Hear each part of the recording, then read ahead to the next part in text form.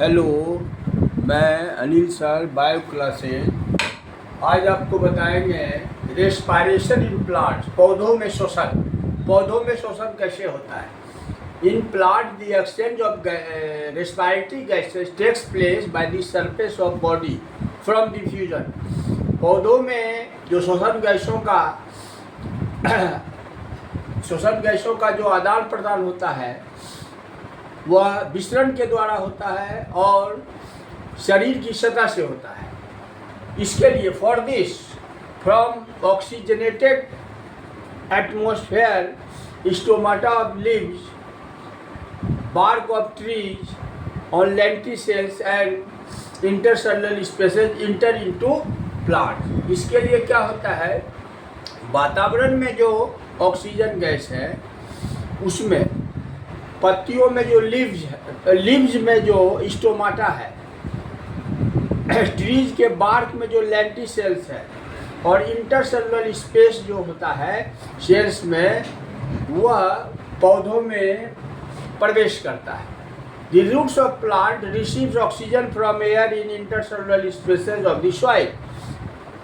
पौधों की जो जड़ है वह हवा से ऑक्सीजन को ग्रहण करता है और इंटरसेलुलर सॉइल का जो इंटरसेलुलर स्पेस है वह जो है रूट्स में जो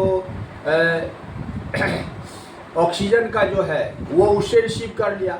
अब इसमें जो रूट हेयर्स होता है, मूल रोम, वो जो है एपिडर्मल सेल्स है, वो फैला हुआ रहता है सॉइल के कणों में।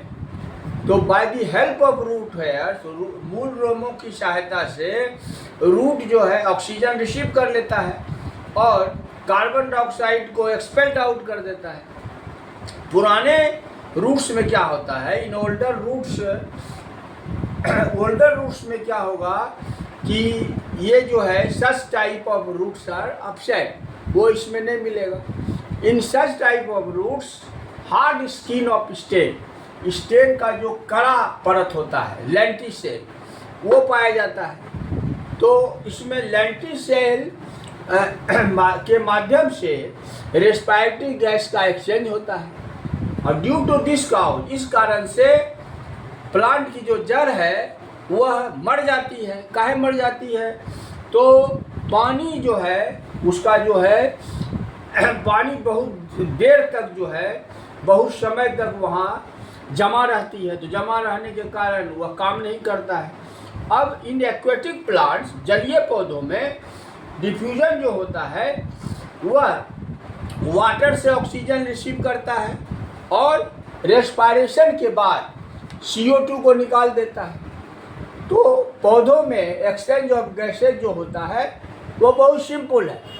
In plants the direction of exchange of gas depend on it's necessity and environmental stages.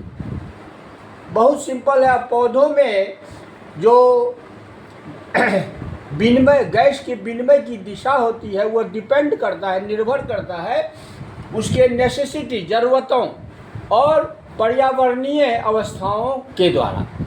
In the day, दिन में क्या होता है कि CO2 गैस जो है इवॉल्व होता है और प्लांट्स उसको यूज करता है प्रकाश संश्लेषण की क्रिया में।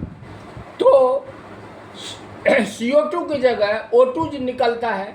O2 is evolve in stomata.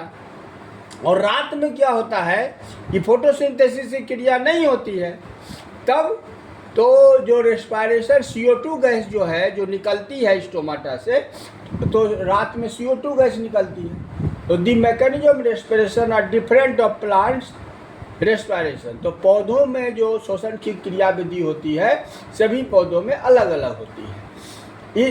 In every part of plant इसमें होता है क्या कि पौधे का जो प्रत्येक पार्ट है, रूट, स्टेम और लीव्स, वह अलग अलग जो है अलग अलग अपना रेस्पायरेशन करता है। और जंतुओं की तरह पौधों में ट्रांसपोर्ट नहीं होता है रेस्पायरेटरी गैस का।